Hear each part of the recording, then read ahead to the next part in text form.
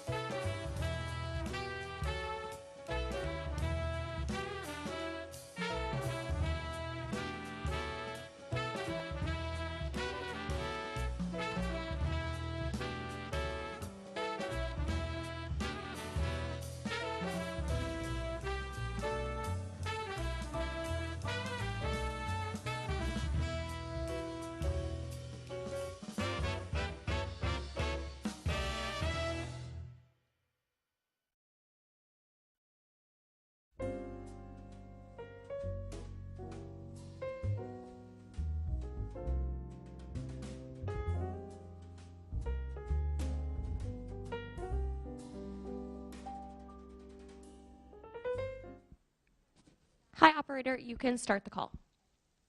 Okay, just a moment while I join us in the opening scripting.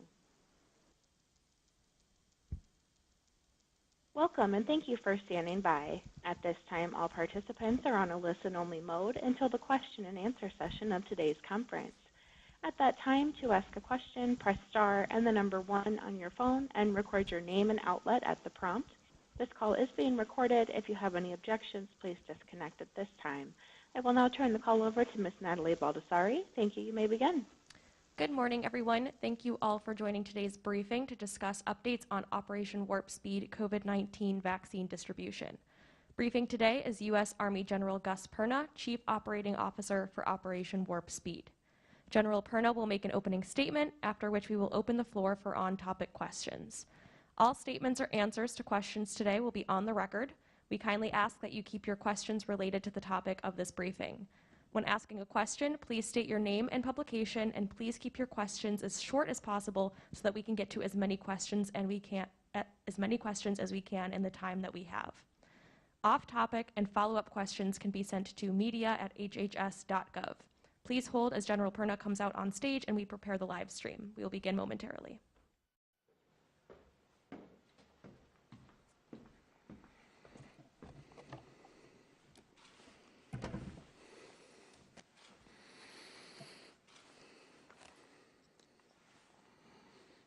Okay, good morning, everybody, and thanks for joining us this morning.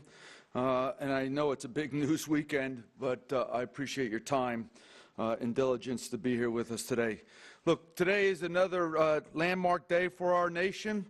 It has been just 10 months since we've been on the defense against this virus. We've been social distancing, we've been washing our hands, and we have been wearing masks. It is time to turn the table. And we started doing that last week. We went on the offense. Last week, we kicked off the initial distribution of the Pfizer vaccine following EUA. Through snowstorms, holiday rush, and with everything else going on in the country, we delivered the first 2.9 million doses across the country to every state. And we saw vaccines going into arms. What a remarkable feat. And we should all be proud of what has happened. But I want to particularly praise the great men and women of Pfizer, McKesson, UPS, and FedEx for a truly outstanding job. Thank you. Last night, the FDA granted emergency use authorization to Moderna. And America, we are ready to distribute that vaccine. Just as we did last week with Pfizer, we are prepared. So what does the playbook look like? Distribution of Moderna vaccine has already begun. Moderna has moved vaccine from their fill-finish manufacturing sites to McKesson, who will serve as the central distributor. At McKesson distribution centers, boxes are being packed and loaded today. Trucks will begin rolling out tomorrow from FedEx and UPS, delivering vaccines and kits to the American people across the United States. We have begun shipping ancillary kits, including needles, syringes, other supplies that are required to give the shots. For all future shipments of vaccine, we will marry these kits up together and distribute them as we get into our regular cadence. McKesson will leverage the professionals of UPS and FedEx, and we have absolute confidence that these three great companies will deliver vaccines to the American people in a safe and timely manner. Moderna vaccine can be shipped and stored at standard freezer temperatures and is packed in containers of 100 doses each. This allows jurisdictions the flexibility to support hard-to-reach, small, and more rural areas. But this is a state's decision. States have worked hard on their plans. They understand the priority groups, and they have allocated vaccines to locations and sites where they will best meet their plans. We are in full support of them. This week, in total, between Pfizer and Moderna, we have allocated 7.9 million doses of vaccine, and we are ready for that distribution. First dose distribution. We will ship simultaneously to all 64 jurisdictions and 5 federal entities. Jurisdictions have already ordered the vaccine, and we know it is going to 3,700 plus locations, with more requests coming in every day based on allocations. Shipments will begin arriving on Monday and continue through the week. Moving forward, this will become our regular cadence of providing allocations, receiving orders, and shipping to the American people. We have already learned a lot of lessons from last week in the initial rollout, and we will continue to apply those lessons as we move forward. I know we'll learn more this week, but I'm also confident that we will have the agility to correct ourselves and get things right so that the next time it will go flawlessly. Now, this week, many have heard concerns about allegations of vaccine doses being cut. I want to assure everybody, and I want to take personal responsibility for the miscommunication. I know that's not done much these days, but I am responsible, and I take responsibility for the miscommunication. Here is the bottom line. I want to make sure that we are 100% committed to fair and equitable distribution to everybody in the United States of America. And I give you my personal word, that is what I'm driving to. Jurisdictions have asked me for planning numbers, and rightly so. We want to be open and transparent with them at all times. I have to work on the estimates that we know, and we provide them forecasts accordingly. But vaccine manufacturing is a very arduous, technical capability, and we work hard in collaboration with them to know the process, to understand where we're at with the process, and then to make our best forecasts accordingly. But at the end of the day, what should really give you great confidence, everybody in America should have great confidence. The FDA is the gold standard, not just in America, but around the world. And they require the highest levels of review at the highest standards before doses of vaccine are released to the American people. I personally appreciate that. At the end of the day, the number of doses available to us to allocate ended up being lower. And so as we gave forecasts to the jurisdictions and governors and states worked their priorities against those forecasts, when we had to decide what was going to eventually be shipped out, I had to lower the allocations to meet the releasable doses that were presented to me. We look at this every day and every week, all right? And only when I am confident that the vaccine is releasable and that I have first and second doses can I move it forward. So to the governors, to the governors' staffs, please accept my personal apology if this was disruptive in your decision-making and in your conversations with the people of your great state. I will work hard to correct this, and we have done several things to do this right. Because this is a Herculean effort, and we are not perfect, the key is to be transparent and to openly communicate at all levels, step by step. To that end, we are in constant dialogue with both industry partners to ensure doses are available. But here's the key. The doses must be releasable in accordance with the FDA. We have developed a cadence that we are briefing to public health officials. We started last night. We're briefing it again today. And I will personally brief governors on Monday. That will provide more predictability to the outcome we're trying to achieve. We want the American people to have confidence that the cadence we have established will ensure safe and effective vaccines are delivered to them accordingly. Every week, we plan on allocating vaccines based on releasable doses, and every week, we will work with the states to ensure the vaccines are distributed to the locations that they direct us to at the quantities that they direct. At the end of the day, this is all about enabling the governors and the states to ensure that their people receive the vaccine in a fair and equitable process, and that when they receive it, they can have confidence that the vaccine is safe and ready to be administered in their arms. We want arms, shots in arms. That is our goal, and we work tirelessly every day to make that happen. It is a whole of America approach that is executing this, and I want to give you my personal word that we are working this to the extreme, but with caution to ensure safety of every vaccine that is distributed.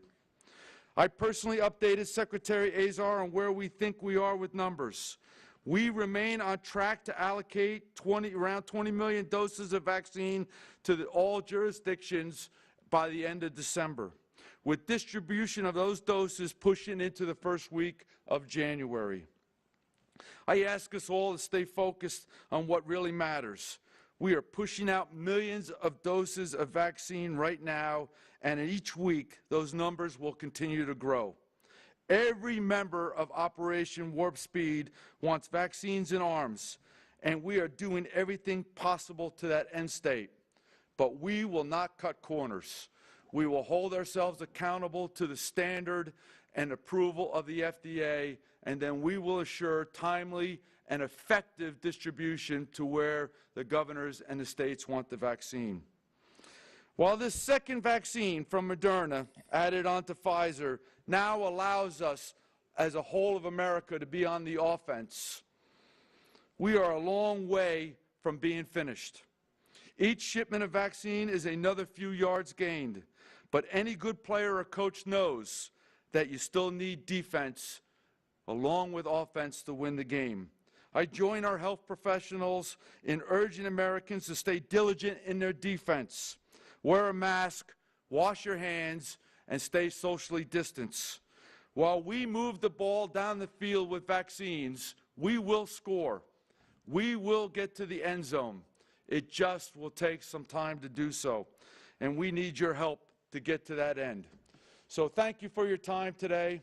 Thank you to all the men and women of Pfizer, Moderna, McKesson, FedEx, UPS, and I will tell you, also going down into CVS and Walgreens, as we've started doing immunization through their efforts down at the long-term healthcare facilities. I just want to say thank you to those men and women who are working day and night to make this happen. I am incredibly proud to be an American and stand here in front of you today. I will continue to provide updates along with Secretary Azar and Dr. Salawi throughout the week, but until then, I can take a few questions before I wrap up. All right, operator, we will now open the floor up for questions. A friendly reminder that when asking a question, please state your name and publication, and please keep your questions as short as possible so that we can get to as many questions as we can. Thank you. As a reminder, it is *1 if you'd like to ask a question from the phone. And the first question comes from Elizabeth Reese from USA Today. Your line is open. Hey, thanks so much for taking my call. I wanted to ask about this, the reduction. Why did it take from Wednesday until Friday night for clarity to come as to why the numbers were based on vaccine that hadn't gone through the full process yet? So it didn't take that long. We realized, quite frankly, the next day, because governors and their staffs were alert and calling us. And so what we had to do was do some forensics on what the disconnection was.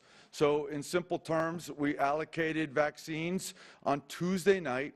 That was a change. We were originally allocating vaccines on Friday, but governors had asked in lessons learned that it would help benefit them in their planning if we moved it left. So absolutely. So we moved it left. We put allocations in place on Tuesday night. What had been out previously to Tuesday night allocations was a forecasted worksheet that laid out what we thought might be possible in eventual distribution. That sheet was out because I want people to get ahead of the problem and work through it. But at the end of the day, when I snapped the chalk line on Tuesday and approved the allocations based on releasable dosages, there was a difference between the worksheet and what I approved to go into Tiberius. Calls came in immediately the second day as we were working through, the process of the difference between forecast and actual allocation. And we worked with governors, their staffs. I briefed made several phone calls myself to talk to governors, had a great phone call with the governor of Washington, Governor Inslee. I really appreciated his time that he allowed me to walk him through the process. Very grateful. I was able to also talk to Senator Reid up on the Hill and walk him through the process. There was many other phone calls that were made by the staff out to many teams to help facilitate this conversation. At the end of the day, again, I accept responsibility for the miscommunication. We're learning. Our strategy was to push the first major pushes from Pfizer and Moderna, stocks that we had stacked up and were ready to go. And an initial push after EUA, relatively easy. We had very good plans that had been worked through from the states all the way through OWS, CDC, down to our industry partners. The key was transitioning into a regular cadence of available vaccine dosage so that we can just keep moving. We don't want to pause and then collect vaccines and then distribute a week or 2 weeks later.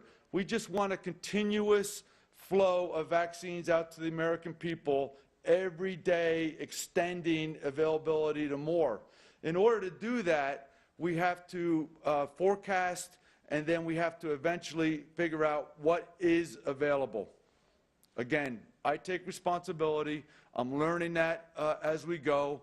It looked very good on paper. Paper plans are very good. Execution is where we learn, and we adapt it accordingly. Operator, next question. The next question comes from John Tazzi from Bloomberg. Your line is open. Hi, thanks so much for taking my question. Can you tell us a little bit more about the sort of difference between when vaccines are manufactured and when they're released, and how many of the Pfizer doses coming out of production don't pass the quality assurance or other checks that actually make them releasable? So I don't know the exact details on that. We'll garner that for you and get you a better answer in timing and collaboration on that. I tell you, it's a very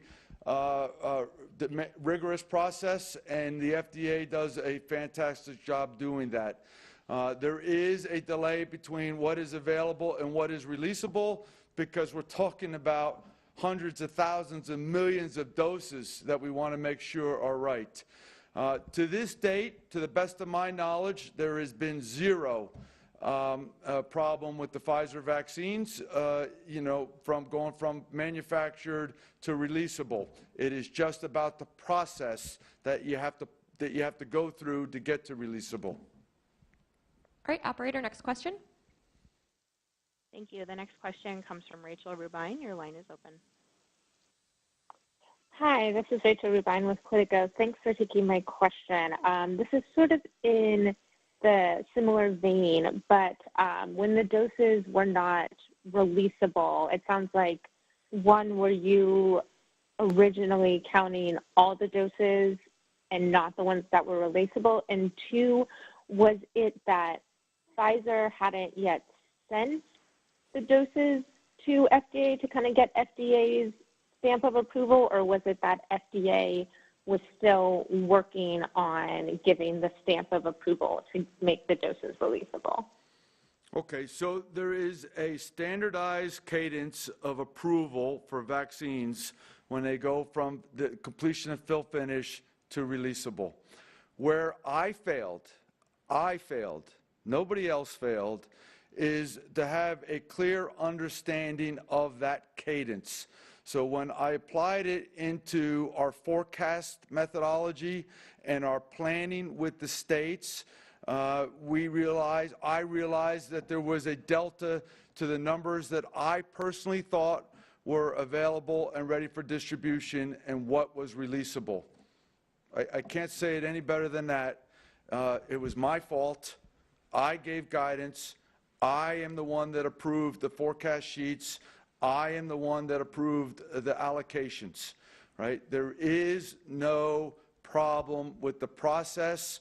There is no problem with the Pfizer vaccine. There is no problem with the Moderna vaccine, right? It was a planning error, and I am responsible. And I don't really know how to say it any clearer than that. We're learning from it.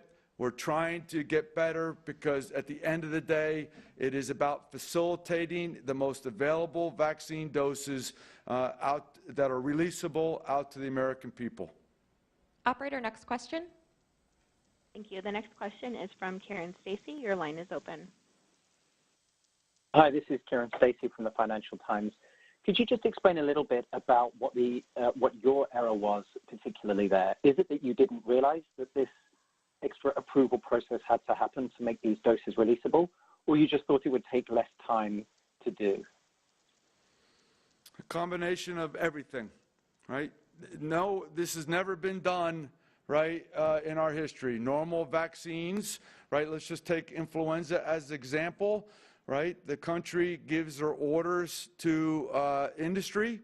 Industry spends the next 6 months developing and producing and proving that vaccine for distribution, and then it's distributed in a timely manner. What we have done is to take the process that is well regulated and standards highly enforced, and we've converted it into execution for a COVID-19 vaccine, which is, as the vaccine is developed, we are pushing it out to the American people. A simple course of action, but a totally, in my opinion, inappropriate and unethical decision would have been to stockpile COVID-19 vaccine, walk through all the process that is normal, right? Wait for it to all be approved and releasable, and then distribute it 3-4 months from now. So the mistake I made is not understanding with exactness, again, my responsibility, on all the steps that have to occur to make sure the vaccine is releasable. At the end of the day, here's what I think about. Will my mother have a safe and effective vaccine, right? will the American people have a safe and effective vaccine? I failed. I am adjusting. I am fixing, and we will move forward from there. Over. Operator, next question. The next question comes from Meg Terrell from CNBC. Your line is open. Hi. I'm wondering if Operation Warp Speed has projections, as more vaccine supply becomes available over the weeks. Is there, a limit at any point that you've been told just from all the communications with the states as to how many vaccinations can be performed in this country per week? At any point, you kind of have to say, well, we've got more supply than we can actually ship because we just can't perform more vaccinations. What is that limit per week? Yeah, so we're not there yet, and my sense, based on on what we project we're going to receive over the next few months, we're not going to reach that limit. I think the key is access to the vaccine to the most places throughout America.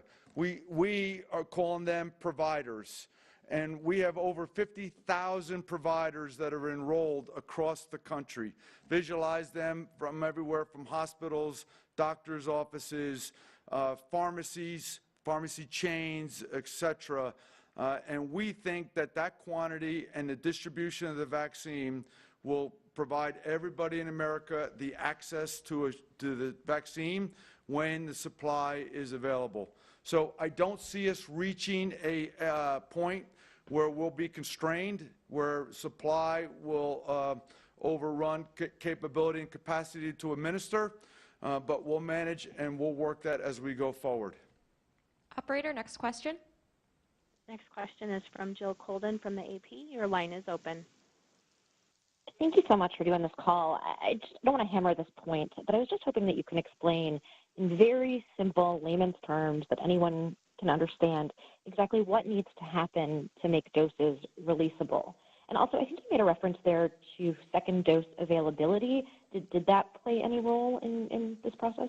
So I'll answer the latter, and yes, second dose availability is key for us. The strategy is that we release first doses when we have second doses on hand, and we have confidence that the releasable doses will meet that requirement. I am not going to spend any more time talking about the details in between, fill finish and releasable. Thank you. Operator, next question. The next question is from Eric Coolish. Please state your media outlet. Your line is open. Yes, thank you. Eric Coolish, FreightWaves. Wondering if you've had any more temperature excursions like the 4 trays that you talked about earlier in the week, and if you've analyzed and found out what happened with those, and why is going to 80 or 90 degrees even colder a problem?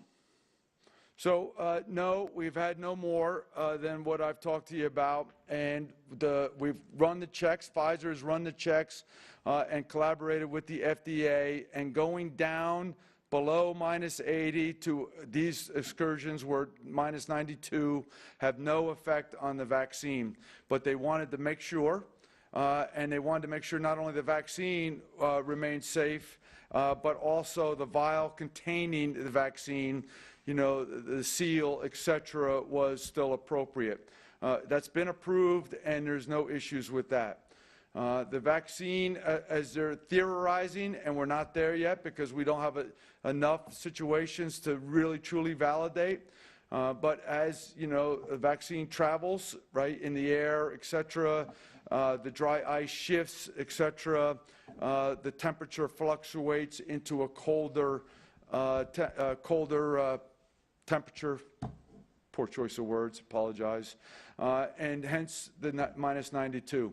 The key of this is the diligence and the professionalism and the immediacy which Pfizer reacted in combination with FedEx and UPS. Remarkable ability to see themselves, right, take control, quarantine, return, and replace the vaccine was just spectacular, and I applaud everybody involved in that. Operator, we have time for one last question. The last question comes from Sarah Murray from CNN. Your line is open. Hi, thank you very much for doing the call. So given the way the cadence has gone so far with the Pfizer vaccine, I'm just curious what gives you guys the confidence that you'll be able to reach the dose goal you set for yourself for the end of the year. So I think, we've done a lot of work, right? A lot of planning on this, a lot of collaboration from the CDC experts through commercial industry, both the manufacturers and those that are distributing as well as working with the states on final administration. As I said earlier, it is a plan. It is a plan that we've rehearsed many times, but at the end of the day, it's when things go into action that we figure out if there's something not right. Based on everything I know right now, I feel confident that we'll have the allocations of $20 million by the end of the month, and that we will be literally finishing distribution of that $20 million inside the first week of January. Now. All right, operator, that's all the time we have today. Please send any follow-up questions to our press office at media@hhs.gov.